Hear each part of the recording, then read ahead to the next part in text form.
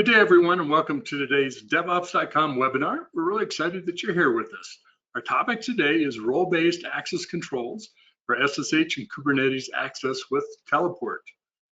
Really excited to bring our topic to you. Always happy to be talking about Kubernetes, especially security with Kubernetes.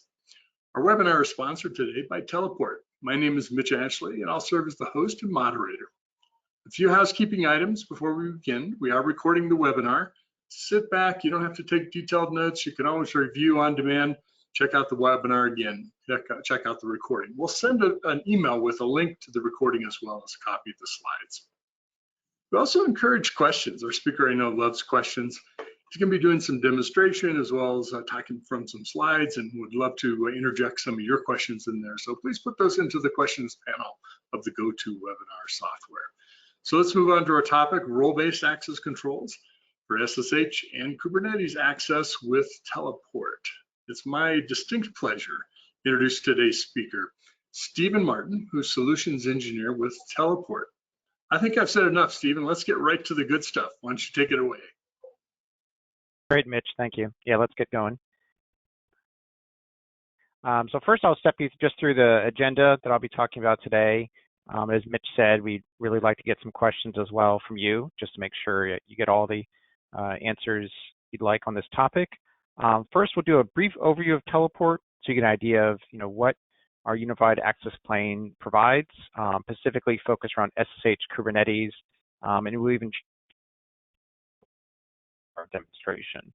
We'll also be talking about role-based access control, what it is versus other methods that are done in the industry, and how this is one of the best methods to secure access for your enterprise. Next, we'll be going into, okay, well, how do we take roles, define them in Teleport, control what resources are then available or not available to various actors within your organization. And we'll show, also as well, some of the other types of access controls are also incorporated there. I think one of the best parts about role-based access is that it can incorporate other forms of access as well. Now, along with that, I'll be showing a demonstration with multiple types of role access, a little bit of a troubleshooting approach, as well as just highlighting some of the usage within Teleport and how it provides you access to its resources. Now, first, let's talk about what is a typical issue in our industry now is getting access to our resources. We might be a developer or an SRE that needs to access various resources. Some of these are on-prem, some are cloud or hybrid cloud. An example you can see at the bottom are things like servers, regular SSH, running databases, running web servers, whatever they're doing. We also have some internal applications, like we might have Jenkins, or in my case, I'm going to show you a PHP admin console as well. Now, in some cases, those are directly within our own premise. In other cases, they're running on clouds like AWS. And how do we provide access? Some cases, those clouds or other services provide us access, but there often isn't a unified way to do that. So that's the solution Teleport provides, is this unified access plane, a way to get access to different resources, but in a unified way using a common role-based access that's easily defined. As we go into it, you'll see that it's a rather short set of definitions, and that lets you easily define how they get in and controlling that access, while also allowing individuals to request more access than they get by default. Now, the channels that users are allowed to includes web-based, as you can see the HTTPS icon there, using regular kubectl from the desktop, as well as using a command line tool we call TSH. And we also support regular SSH clients as well. Is Go-based, and in terms of how it's deployed, it's a Go binary, and that is deployed whether on Kubernetes, standalone, bare metal, cloud instances. It's very easy to set up with a Linux service. In terms of how you get access, you can either have a single instance of Teleport running or a highly available configuration with different parts split out. It's still the same binary. It's just that you're defining different parts of it, like in this case, the Teleport auth, which issues a certificate authority, manages your roles, checks the audit logs, and as you see, provides those audit logs and sessions back to the user. We have a proxy that facilitates communication. It doesn't have any state, but that is what's allowing access to different resources. Now, in terms of the communication, again, that those users are communicating through those channels into the proxy, not directly to the auth service. And then that can also allow for authentication with single sign-ons, whether that's things like GitHub. In today's example, I'm going to be using Auth0, which is a popular SSO, Active Directory, really any SAML, OIDC, or GitHub authentication. Now, once a person authenticates, they will receive a short-lived certificate. And we specifically use short-lived certificate instead of static keys to prevent bad actors from getting access. You don't always know where these static keys are. They're hard to trace. Whereas with a short-lived certificate, you both get the ability to define metadata within it, define various roles and usage, and also it's short-lived, that it's not going to last forever. If someone leaves your organization or is compromised, there's less chance of them being able to use this permanent access key. Now, as I mentioned, when you have these various roles, you often don't want to give access to everything at once, production, systems, every part of your enterprise. Not a person doesn't need access all the time to those areas. Or even if they have access, they don't need, let's say, root access or privileged access all the time. So using our access workflows, you can define, what different roles a person can ask, can define, things like the prefix, they always get these type of roles named dev star. There's a lot of flexibility there. Those access workflows also can integrate with tools like Jira, and in this case, we're going to show Slack, Mattermost, PagerDuty. So if you have existing operational tools like that, which a lot of, it's almost hard to find an organization that doesn't use one of those tools, you can use that to integrate with Teleport and then approve or deny, have traceability within those tools, leverage their workflow and other capabilities along with integrating with Teleport. Now, before I go on with more slides, I want to jump in and just show you, what Teleport looks like and using it. So here I'm already logged in to a Teleport instance. You can see I have a number of servers available. They have names, in this case, like dev, prod, staging. And then they have various tags, so you can see what environment they're in. In this case, for this example, I'm using that to distinguish, okay, what progression of usage. The staging and production often have the more sensitive type information, perhaps customer data, whereas dev is usually just a building environment and something that could be used for constructing it before we move on to other parts of the system.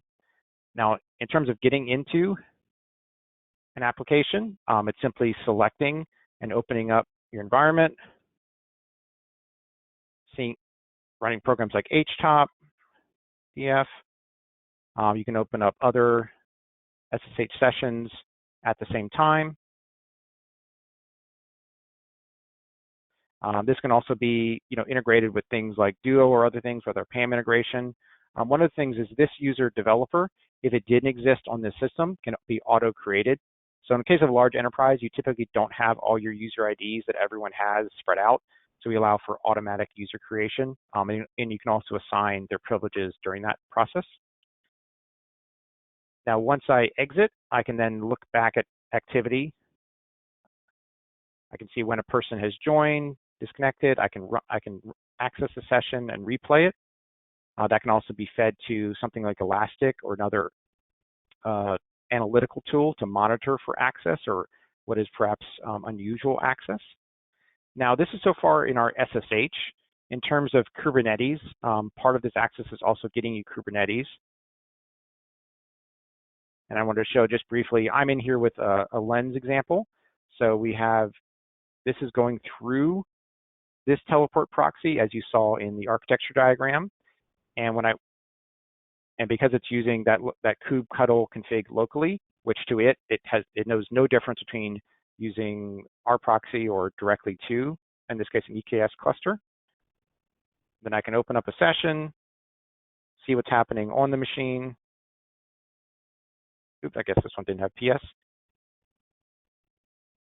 Now, once I exit out of that session, I also again get a session that can be replayed. I can see what happened. I had a session or Kubernetes cluster, which user, and again, I can replay it.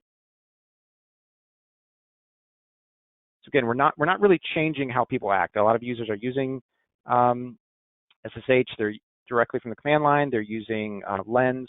So these tools are designed to both, match and enhance, what you're already doing in your organization. Now, in terms of adding a new server, I can simply do an add server. I get a script. I can copy. In this case, I have an EC2 instance ready to go. I can paste in this script. It's going to download and automatically install the Teleport agent on that machine. Now, if I wanted to get to an existing open SSH server, that's simply getting the certificate from Teleport, installing it, whether an individual user or in open SSH, that'll give me access. So directly, I went ahead and installed the service. I'm going to close that, and it should show up for us. And yep, it's right there. Now, so far, you can see I've done a number of things, but you haven't really seen a difference of how the roles work. So in terms of the roles, we have a list of roles here, and these are what's going to restrict, what access a person gets into. And just quickly, you can see an example here where this user is restricted to seeing different environments, whether it's dev labeled. As you saw, my items are labeled. I'm also limiting some of their Kubernetes access to just a developer group, as well as what applications. And we can also see them requesting various roles.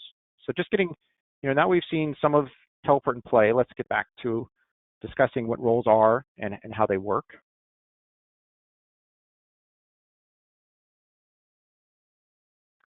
Now, in terms of roles, role-based access control is a centralized approach.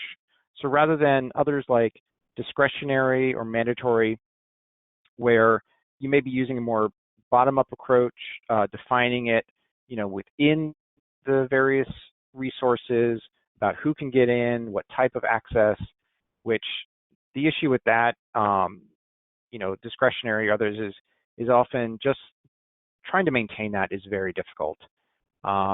Mandatory is often used in classified systems. Discretionary, could be seen as how, systems like Windows have managed their resources. And that can really be a challenge in terms of having thousands or even millions of resources that you're trying to engage in your enterprise. So from here, you can take a more centralized approach where you say, this is my type of actors. I have developers. They access these machines. They either come in as their own user ID or they come in as other user IDs, and then we can assign them this privilege. And that creates a common approach to access. And then within the actual resources themselves, like the nodes and Kubernetes, they can define, okay, these are the groups I have. These are the roles I have within Kubernetes. And that allows you that little bit of that bottom, you can still do some bottom-up approach saying, well, these how they're accessible, but then the role can come in and say, okay, well, these are the matching groups that then give that person access, whether they get root or they get their own user ID, but then they should be added to, let's say, a pseudo group within SSH. So the good thing about role-based access is that, again, it can incorporate these other types of access controls while keeping it relatively simple on, the labeling, not having to have a, basically almost coding your role, which can get quite complex and difficult to manage, especially in a large enterprise. Now, in terms of, how roles work in Teleport, there's really the concept of allowing or denying. So by default, everything is denied. And then you define in the role what's allowed, what logins do they have, what machines can they SSH into, what Kubernetes they have. You can also you can give a broad allow, like, or you can access any label with the prefix dev, but then you might deny specific full name machines like dev database or something of that nature. So that allows you to have that allow and deny approach. Now, with that, as I've mentioned already, is the idea of labeling. So you label these resources. You can label the Kubernetes cluster. You label the node, the application, and then that role matches with that. As you can imagine, there there can be quite a lot of different labels. And I'd say for best practice, you typically wouldn't want to try to make one role that fits everything a person does. If they're going after very different types of resources, then it can make sense to split out what role they have. And part of the way and I'll show this in a minute in a diagram, part of the way our authorization works is you can map one group from an SSO into multiple teleport roles, and that gives you a lot of flexibility. Now, in addition to the default role you have, like I might be a developer or I'm an SRE, I can request other roles, and that allows it to be more clear about what is my day-to-day access needs versus what do I need on special occasions or really need to be confirmed by multiple parties that I'm allowed to get into a specific resource. As you've seen already, you can have the logins. Logins can be a personalized ID, can be multiple generic IDs, and of course, what everyone always wants, root.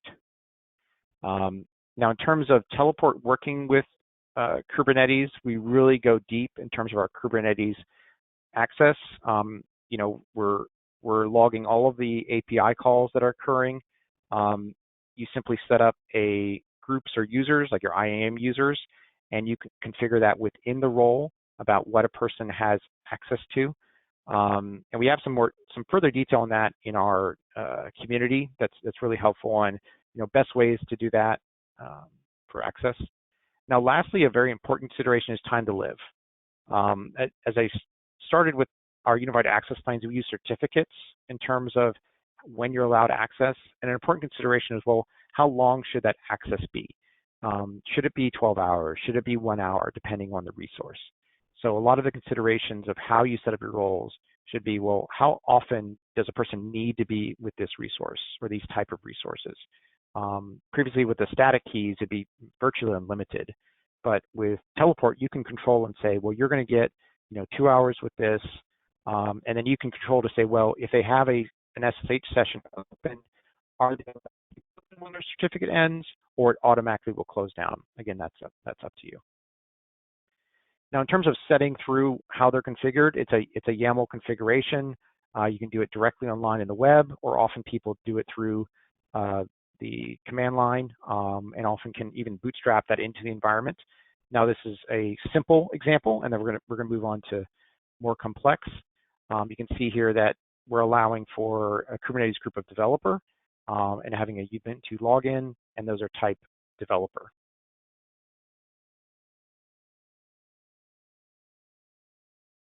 Now, in terms of a next type of role would be taking external tags.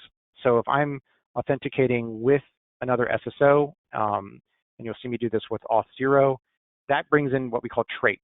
So the various metadata, your username, what groups you're in. You can have other just metadata that's in there, and what databases you can access. And you can put these in the role, and it'll auto-populate and then allow for populating that one or more types of users in this example. Now, a next stage of it is, well, what parts of Teleport is this person allowed to see? Can they see the roles? Can they see the audit log? Can they see sessions that are available? You'll notice here that I also have an example of up above, I have external users, but then I'm denying root. So I'm saying, you can come in with whatever list of users you have, but you can never get root with this role. So you have that ability to, again, do a broad author allow, but then deny specific items. One last thing is also, in terms of role-based access, how many resources will this person access at once? And one of our controls we put in is around max connections. So you can limit the number of SSH connections that a person can do at once. And often a person doesn't need to have 100 SSH connections. So 5 or even a higher number is probably more reasonable. Now, in terms of the actual mapping, I just wanted to step that through from the single sign-on into how you map to a resource. So in this case, we have a user, Jeff. They could be an Active Directory. They could be in Google Workspace. But they have two groups. They have a developer and a DB admin group. Now, in terms of Teleport, we've built this out to, and as I mentioned before, it's not always going to be a one-to-one. You might have multiple roles, just depending on what resources are there. So in this case, we have a dev a dev and a builder type role that map to various resources, and then we have a dev database role. And that's all coordinated through our auth connector. So again, a YAML configuration, SAML, OIDC, that supports the configuration of what groups or roles or even other metadata come in, and what roles do we want to give to this user when they're authenticated. Now, once they're authenticated and using that role, that will then allow them access to those various resources with different users and actors. Okay. And it's fairly simple. And again, as you saw, it's really just the labeling and matching it to the resource. Now, in addition, when you saw me log in, I was using a specific teleport instance, and I was accessing the Kubernetes, I was accessing SSH service. There are times where you'll want to split off and have perhaps multiple teleport instances, and we call that through our trusted cluster approach. And there's also another part of that related to role-based access, where if I define another teleport instance, I define my own set of roles there. And from the root cluster, that's what we call that, the root, and then we have a leaf. Within that leaf cluster, I might have very different roles, or I have a more limited set of roles. Like this is a very defined area. Somebody have a question? Just a little bit of noise. Okay. But that gives me a lot of flexibility to have a different area. It may be a reason I have another leaf cluster. It could just be I want to separate out these resources and only have them work in that instance. But then I can do the mapping. And just like the SSO, it's a one-to-many. So for my root role, let's say it's a SRE role, I can map that to 2 different roles on the leaf cluster. So again, it gives me that flexibility of doing different types of things in different teleport instances, but only having to go in through one teleport instance. Okay, so now we'll step through a little more detail in terms of a demonstration. So right now I'm logged in as the admin. I'm going to step out and log in as another user. You'll notice these automatically closed once I did that. And let's say someone's saying, well, we're seeing an issue with our WordPress deployment. We'd like you to take a look, see what's going on. In this case, when the person comes in, they're limited to that environment dev. So they can see 2 servers. They can go in, check what's running. They say, oh, it looks fine here. I want to check staging and prod. Let's say the person jumps the gun and says, well, I want to go directly into prod and just get access. So they can come to this request access. And from here, for whatever roles that are listed for them to request access, they can click that.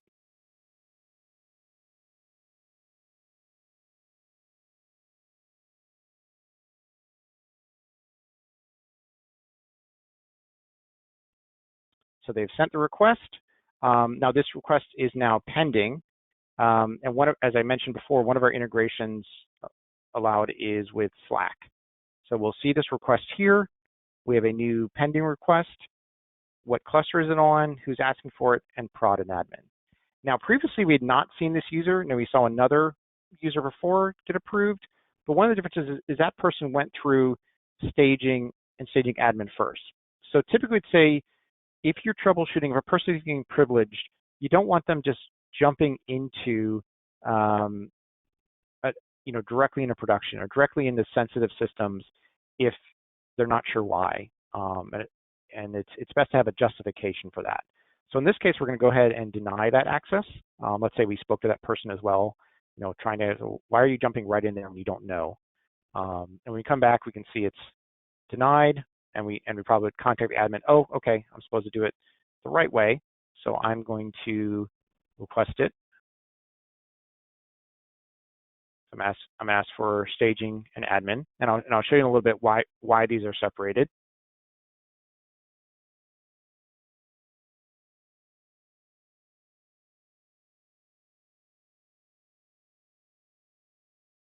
So we're going to request that. Again, we get a message in Slack. You notice that this is in a private channel, and only people within this channel are allowed to interact with that. And we'd recommend using a private channel for that. We're going to approve.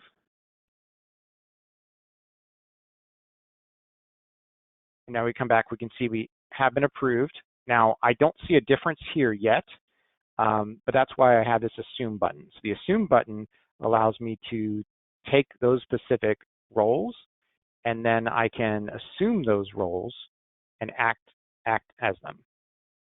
Now you can see right away I have a number of other servers available, and they have the environment staging admin and staging in them. Again, I can open up an SSH session here. Now you notice that I didn't give the user root here directly. There is root available on this one. This is a server that can access a PHP admin console, and that's also now available in the applications. Previously, this just would have been blank, but I want to expose this application so a person can look at the database and see if there's, what data is in here, if they may need to change. Like I probably need to change what this mail server is or any other permissions here, and that's being enabled through that. And let's say, okay, the person sees probably what happened, that we look like we had a bad site URL, and we probably need to check, okay, I think I need to change that on production too. And let's say that they went ahead and did that, and then they're going to go ahead and do that on production. So again, they would go back and say, okay, confirmed.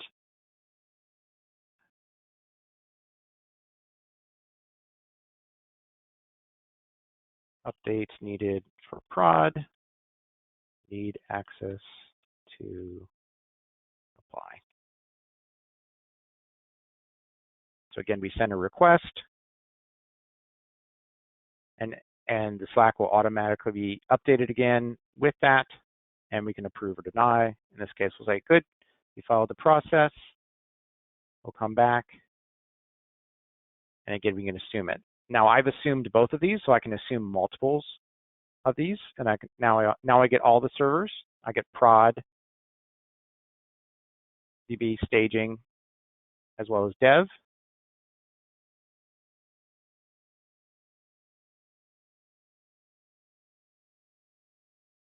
I can see, okay, the process is running, again, no problem there. And now I've also gotten another application, and this is the PHP admin access into production. So again, I can take a look at it, see, okay, again, we're using probably the wrong site URL. I think we need to correct that. And we can pair it here. We can pair it here directly if we like.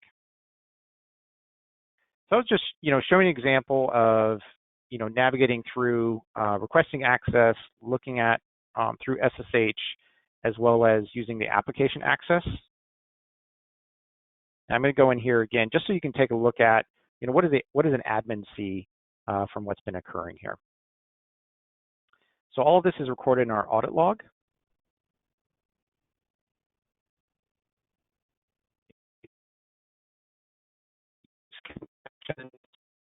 As they're running, the approvals that we had before, a person did a pending, and then was approved to come into the environment. So all of those are fully tracked. Again, this is a JSON data, so all of this can be easily fed into something Elastic or Splunk. As people start sessions, or if you see approvals, filtering. So you can really get real-time information about what a person is doing. And again, part of it is, when you configure that for the roles, these are the patterns we expect for these roles. They'll be in the systems, they're in there for a short period of time, and they do their updates. If you're seeing patterns where a person is in production a lot, or they're doing, lots of connections, lots of things, you can use these type of, tracking to do that. And also, again, you can do things like controlling, okay, well, how long should that role be allowed for? And then, not having someone in production for hours and hours when they may not realize they cause an issue, or leaving it open for perhaps a vulnerability.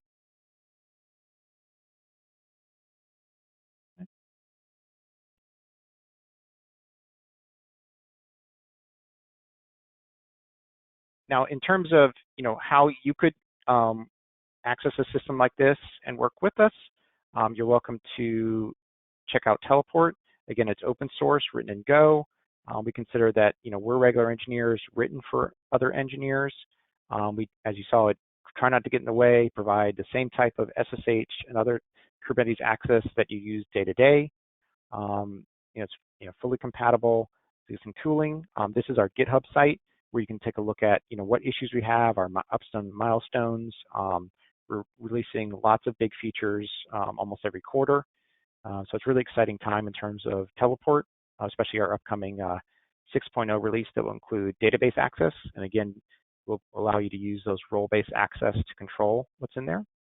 You can read more about role-based access in this particular document URL, and our documentation is very comprehensive in terms of okay, well, how do you use regular SSH clients? How do you set up your roles? Configuring it with various auth connectors. You can download the open source version of Teleport, which is our community version.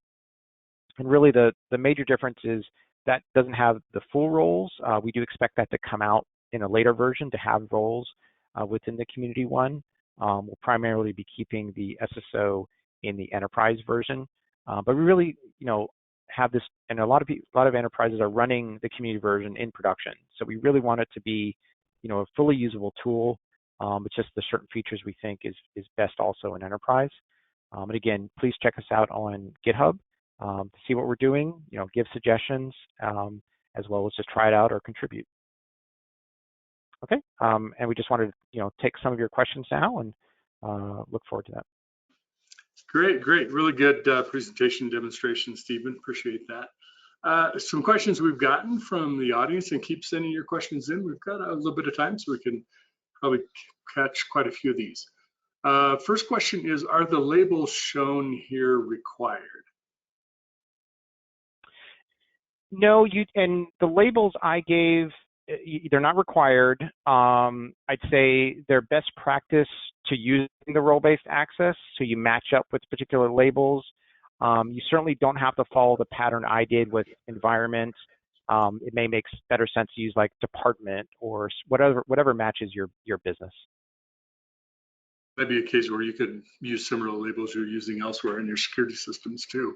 Sometimes that's a good definitely. Practice. Yeah, and they're informational as well as used for role-based.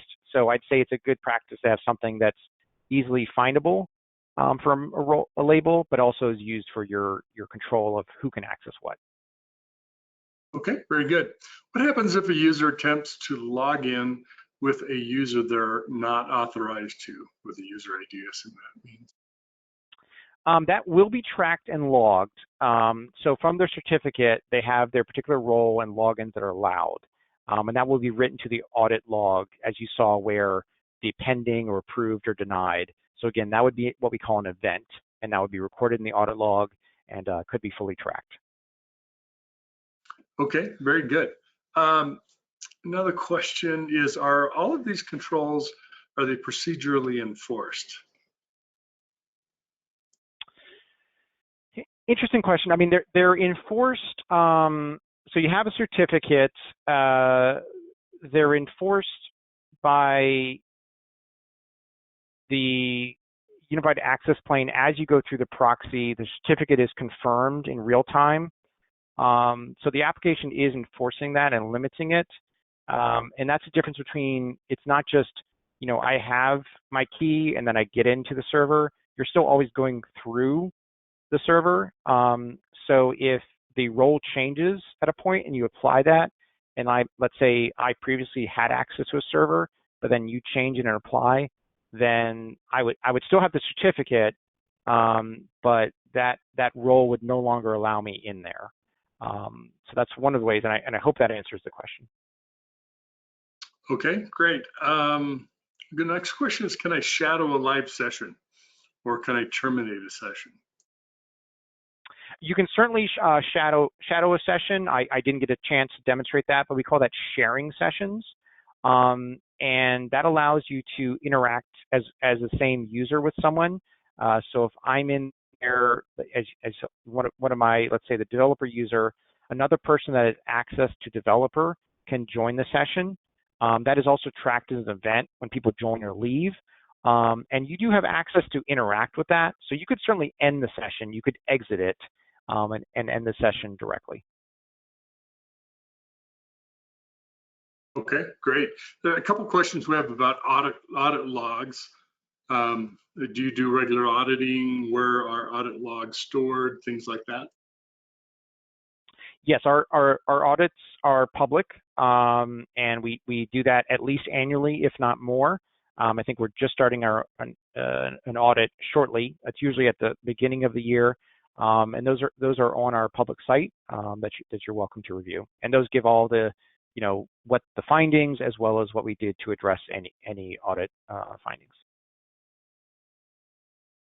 Okay, one thing I'm guessing this question might be it's from IRA. If you want to qualify this for us, I think they might be asking also about the audit logs of what you've been doing inside the product and as a user, as an admin of it. Are there audit logs to log? And yes, that's what he's looking for. Yes. What you're doing, and are those tamper-proof? Yes, there's a couple. By default, you have recording at the node level for SSH, and that when the session ends, it will upload. One option we've introduced is synchronization for logging. So then the logs are in memory and they're synchronized to the auth service. And that even if you have roots and let's say you kill the node or try to tamper with it, then in that case, okay, fine, you've killed that, but the consequence is that when synchronization is enabled, it will terminate the session, and also whatever's been done up to that point, the logs will be written. So that's part of how we have enabled tamper-proof while still giving, in some cases, very privileged access on those nodes. Okay, great. And thank you, Ira, for hanging with us while we got your question right. The next question is talk about the scalability of Teleport and where is it installable? Sure. And there's, as I mentioned before, you can download it, install it right on your machine, run an instance there. In those cases, it's using the local directory storage. In other cases, if you want to have a very highly available configuration, we're talking, thousands, hundreds of thousands of nodes, that would typically be used in like a DynamoDB database and S3 backend. So the DynamoDB is used to store the configuration, the audit logging, and then the S3 is used for those sessions recordings. Recordings include not just the recording that's happening, but also the individual audit events that are occurring. When did the session start?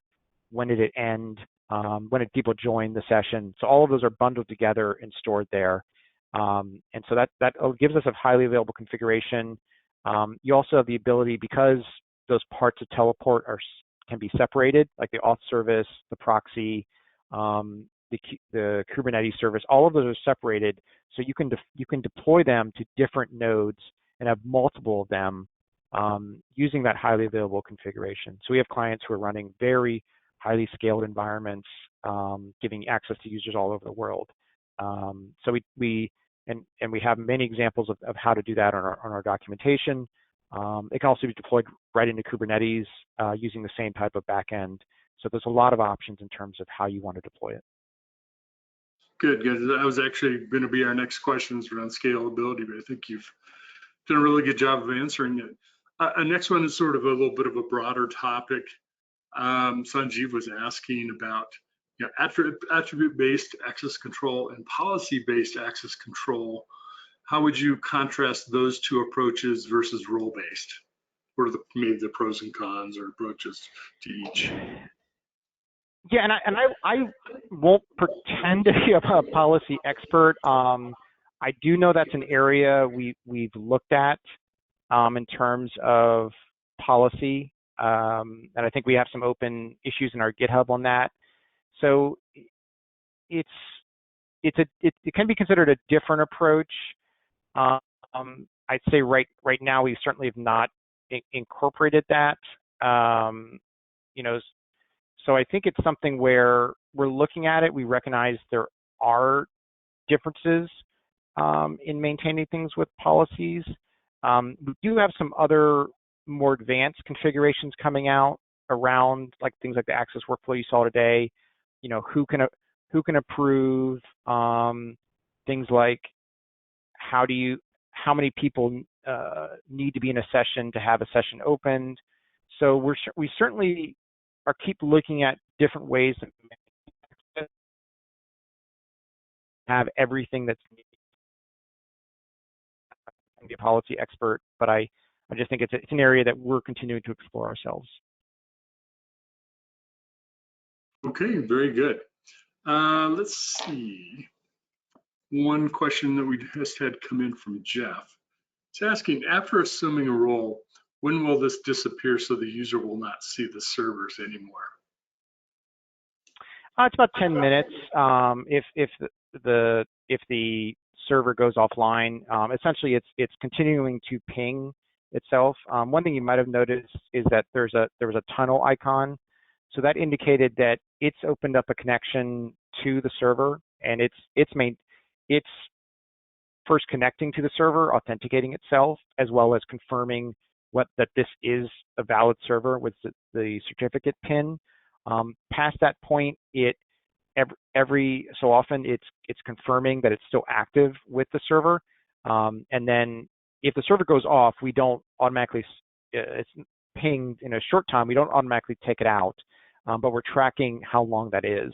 And currently the timeout is about 10 minutes, and then it will automatically no longer be available from the server list, but can rejoin at a later date. Okay, very good. I think we've gotten through our questions from the audience. So thank you very much, audience. So why don't we go ahead and wrap things up here, Stephen. Very good, as I mentioned, very good presentation and demonstration of Teleport. Really enjoyed that. We want to let the folks know who I've been hanging around to see who the gift card winners were. We have 3 winners. It's Ira Z. Ira, that wasn't because of your question. Jeff B, Sanjeev, and S and Tom T. So those are our winners for today of our $25 gift card. So join me in thanking Stephen Martin, who is Solutions Engineer with Teleport, and of course our sponsor for today, Teleport for the webinar. And of course, we'd like to also thank you. You know, we're all working really hard during pandemic time. Seems like we're working even more hours than normal. And we appreciate that you would spend your time with Stephen and myself on the webinar today. We value your time very much, and we appreciate it. So we wish everyone a great day, and be careful out there. Thanks, folks.